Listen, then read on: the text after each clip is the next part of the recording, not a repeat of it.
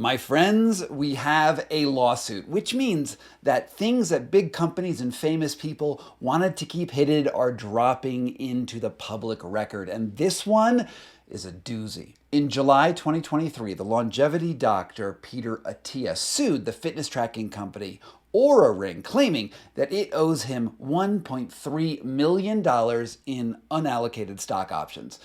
But this is not a run-of-the-mill lawsuit to collect on an overdue bill.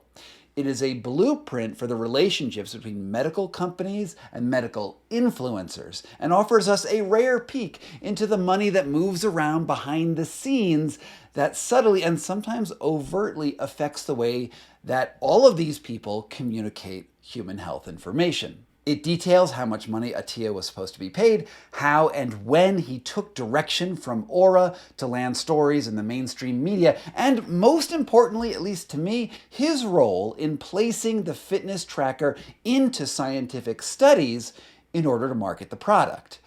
In this video, I'm going to explain how the hidden network of sponsors behind Attia's very well-respected brand affects the science that he communicates to the public. Now, none of this, to my knowledge, is illegal, and, well, that might be the problem.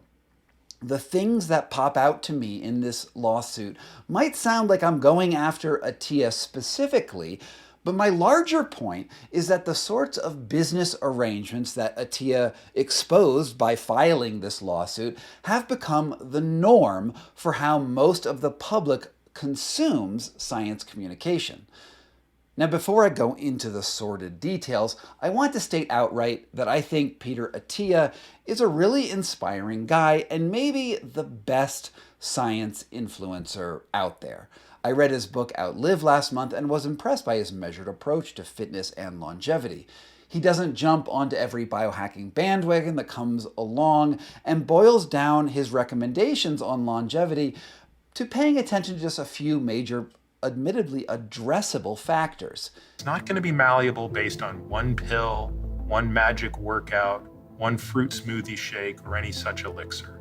It's going to come down to a lot of hard work, a lot of understanding, a lot of sacrifice, and a lot of strategy. He is sensible where other influential scientists dazzle you with cutting edge and ultimately usually unproven scientific treatments. Most admirably, he is one of the few mega influencers who is capable of changing his mind on things when new evidence comes out. For example, he started out as a major proponent of intermittent fasting, but eventually changed his position when the data mounted against it. That sort of intellectual flexibility is rare on the internet, and I commend him for it.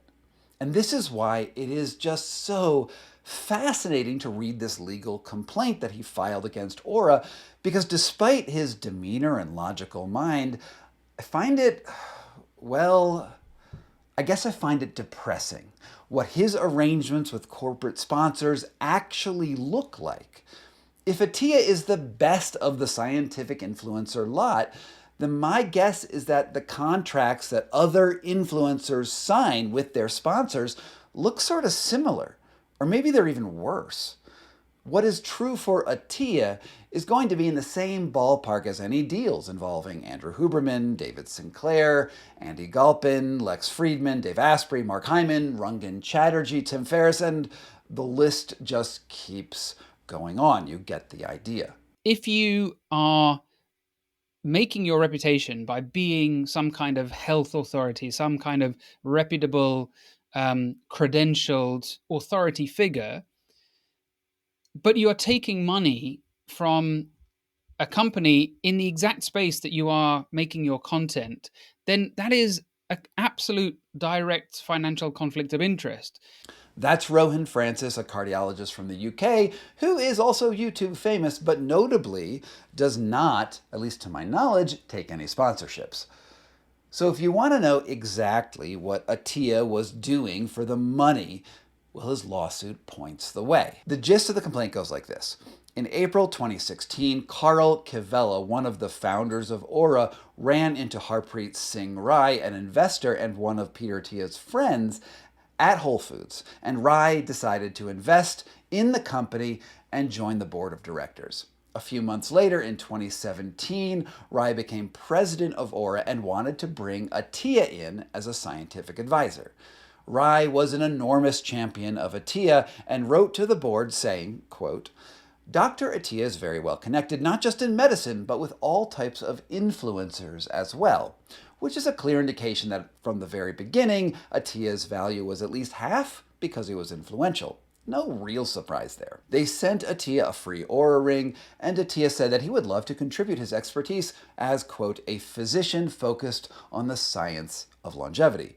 More importantly, because he understood the capabilities of competing devices on the market, quote, Attia could bring members of the scientific community and relevant researchers in the academic space together to help design, develop, or analyze medical studies. And this was the first mention in the suit that Attia's role would also include him influencing the output of medical studies on behalf of Oura, and it's followed directly by this statement.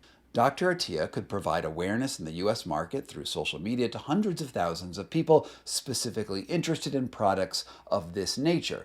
Dr. Attia could also introduce Mr. Rai to potential high-profile U.S. influencers, partners, or investors interested in wearable technology. Now, Attia was going to be involved in all sorts of things getting Oura off the ground, including raising funds and directly selling products to his longevity-focused audience.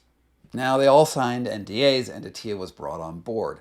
During a beta test, Attia made some recommendations on how the device detects heart rate variability, and they all agreed to work together, offering Attia some sort of equity in the company, which was the ultimate basis for the lawsuit. But by 2018, Attia hadn't gotten paid, so he told IA that a bunch of Oura's competitors were chomping at the bit to work with him on their devices. And my guess this was probably Whoop and maybe Fitbit. Anyway, other companies were similarly promising at the time. Now, I think it's important to remember that in 2018, there was no clear market leader in the fitness tracking space, and it could have turned into a winner-take-all situation where the recommendations of influencers in the medical field really, really mattered. I don't think journals really, have encountered this before, where you have celebrity individuals, people like Peter Attia or Huberman, who have huge audiences, to get them to talk about your product, but also then give it the additional credentials where they are not going to just run a trial or contribute to a trial. They're going to talk about that trial on their podcast. That's the purpose. And then it gives the company huge scientific credibility. In my mind, this is a huge corruption of the scientific process, one that scientific journals are just not ready for. While peer review is almost always unpaid work, maybe it is always unpaid work, scientists also don't get paid for publishing in journals, but product sponsorships like Attia's were specifically designed to inject capital into that process, creating a conflict of interest. Journal articles on any number of subjects became advertisements for Oura Ring. Now, this same sort of perversion of the scientific process also seems to have happened in the case of Andrew Huberman with his articles in Cell Reports Medicine on behalf of Whoop, which was his sponsor. Attia had Oura, Huberman had Whoop, and it also may have influenced Susanna Soberg's piece, and it is a whole can of worms, so check out the video right here if you just need more context. Anyway, the complaint states that Attia and Oura were successful in their efforts to raise the profile of Oura, and by the end of 2021, the company was worth $140 million, and that is a lot of money. For his services, Rai ultimately agreed to give Attia 20,000 stock options, which were worth about 1.76 euros a share at the time, and have since risen to that $1.3 million figure. Now, the complaint says that the agreement between them was explicit. To quote, the stock option agreement stated that Dr. Attia would be concurrently awarded stock options for committing to provide certain marketing services, including participating in medical strategy and providing a scientific and medical perspective. And this part's important here, helping make introductions to help Oura Ring be used in medical studies, committing at least 10 hours a year in advisory work to the CEO, the board, and other medical board members, promoting Oura in Dr. Attia's owned and operated social media channels, including his newsletter and podcast, and including defendants and the Oura ring to other influencers, partners, and potential investors. Now, that is not a bad gig for 10 hours of advisory work a year, plus glad handing with friends, but it was worth a lot of money. After they all agreed, Attia shows how effective he really was. One mention in his newsletter sold 1,000 rings right off the bat. That's about $300,000 of Oura rings for just a mention. And then he documents how he followed up on a request from Rai, the CEO, to leave some kind words about Oura for a CNBC reporter named Chrissy Farr. Now, then he actually points out the tweets, and the responses are really funny. Dan Fromer, an editor at a consumer advocacy publication, tweeted, "Please be sure to sort your replies by who's an angel investor in the company." Attia.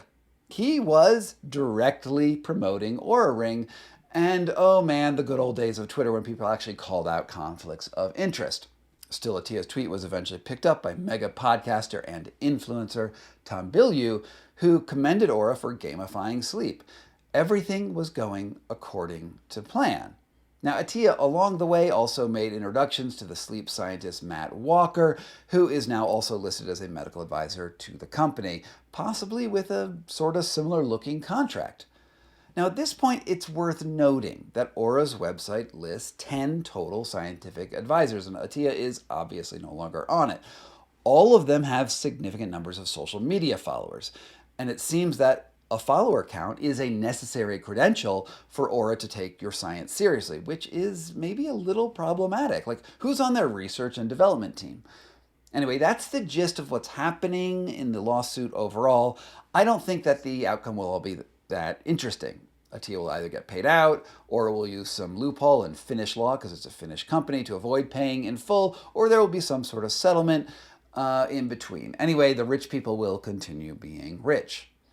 But what really came out in the lawsuit was that Attia, who again is probably the most credible of this lot of health influencers, is that the number of companies that he had similar arrangements with.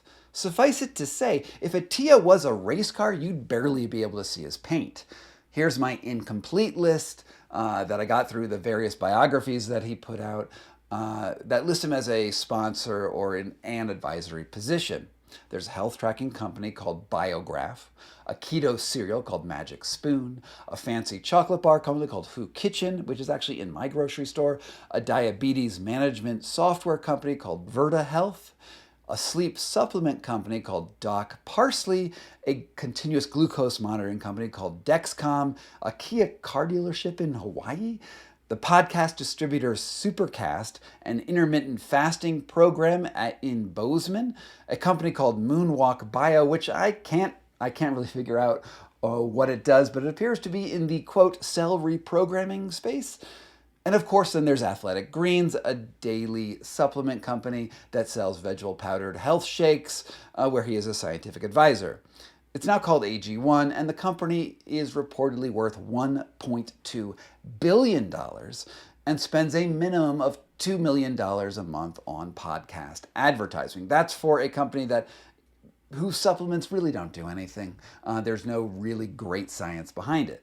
In addition to all of that, I also found out that according to a filing with the Securities and Exchange Commission, Attia is also on the board of directors of Frontier Acquisitions Corporation, which is registered in the Cayman Islands as something called a blank check company, which has roughly $200 million in capital to dispose of. I don't really know what a blank check company in the Cayman Islands does, but he's on the board with another longevity influencer named David Sinclair to invest in, quote, transformative and disruptive healthcare opportunities, whatever those are. Anyway, let's step back and take a look at the huge and very big picture. People listen to the Peter Attias of the world because they appear to offer credible perspectives on human health that go against the grain of whatever it is you get from your doctor's office.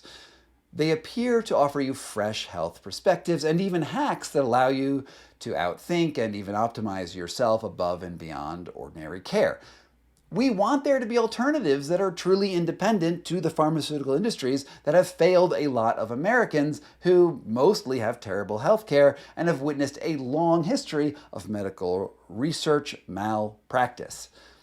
But just because Big Pharma has issues does not mean that Attia's revolutionary-sounding recommendations aren't influenced by the same sorts of conflicts of interest that made Big Pharma so terrible in the first place. Now, there was this article that just came out in the New Yorker, like yesterday, like right before I recorded this video, about Attia. And it stated that Attia's recommendations often look great on paper. The promises are awesome, but that he doesn't always have evidence to go behind it. To quote the article, Peter's theory of medicine 3.0 is that you get all of this long life where you're healthy and then you fall off a cliff at the very end. And it would be great if that were true. But there isn't any evidence for it, says cardiologist Eric Topol to the New Yorker. I mean, Attia's whole thing is that you want to extend the quality of your life as long as possible so that when you get to the end of it, you just sort of drop off a cliff and just like die immediately. This is what it means to square the longevity curve. In an ideal world, that red curve would be a straight line here that would drop vertically and instantaneously at the end of a person's life. And you don't have to suffer that sort of wasting away. And that is honestly, it's so appealing to me and to many other people. The problem is that we don't have the longevity science to back it all up. So he makes these recommendations on what he says the evidence which is appropriate for medicine 3.0, which isn't evidence, it's mostly anecdotes, because you can't do a longevity study on a population that's not dead yet. You just don't know how the outcomes all pan out. Anyway, if Attia can sell his scientific credibility to a company like Oura for $1.3 million and has 10 other companies lining up to pay him for similar services and maybe for similar amounts of money, then how independent is he really? For that matter, how independent is any health influencer at all who is on someone else's payroll? Let me just end with one classic piece of journalistic advice. If you are suspicious of someone's claims, follow the money. Because the money always leads the way to what people's motivations really are. And I really want Attia to be that beacon of health diagnostics. He said so many interesting things, but once you take money from one person and then you influence science sort of willy-nilly and on the payroll, then how do we trust anything that you do? How do we trust any influencer in the scientific space? This is why I think it's so important to be very, very wary as someone in the public sphere like myself of ever taking any sponsorships whatsoever. Peter Attia is a doctor. He gets paid, somewhere around $100,000 to $140,000 a year to be his personal, for you to be his personal patient. That is a lot of concierge medicine, and I think that's probably really good for the people who can afford it.